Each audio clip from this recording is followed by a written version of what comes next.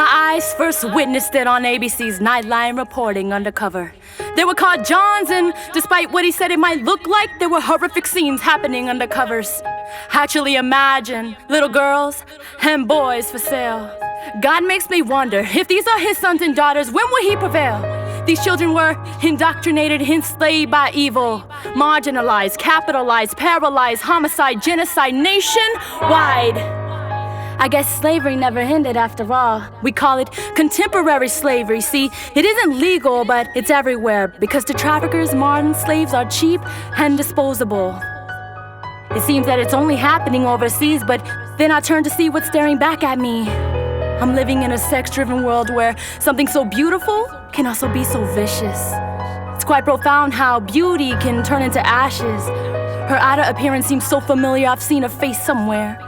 A mother, a sister, a daughter, a woman which represents queen. But she was few and far between all of that. In reality, she was abused, misused, reused. I'm confused because in our society, PIMP means swagger.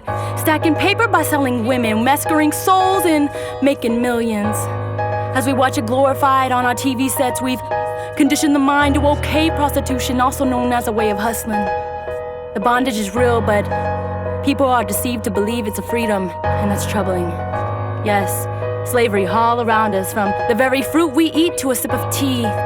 Enslaved farm workers in the U.S. lose their lives at the expense of a strawberry, or at the expense of our hunger, our greed, monetary gain. I look around once again, and I see it in my city. See, Austin's changing, but there's one thing that remains for sure. Exploitation like a black shadow is still traveling door to door to door. Beautiful people are being ignored, becoming invisible. Predators, invincible. Invincible. Invincible. Defined as incapable of being conquered. But there's a problem with that definition, and it was in his premonition and much to his dismay when the deception of the word incapable became just an adjective.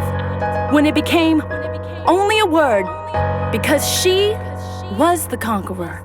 And I know this to be true because I saw her. There she was standing in front of me, an imperfect being like me. I saw her. There is certainty that she rises. She is brave. She's conquered the way, risen out of the miry clay. The tribulation was far behind her, and just as a new day, her heart was set ablaze on fire. It was the light of the sun that burned through her extremities, and she walked. Then we walked. We walked with her because we recognized that just knowing wasn't enough. So right now, let us choose change over fear. Choose rebellion over compliance with the norm. Choose to be more than the quotes posted on your Facebook feed. Allow yourself to be used and lead. I know that we've been taught to think that one person can't make a difference, but we must believe in something that's different. And that difference is you.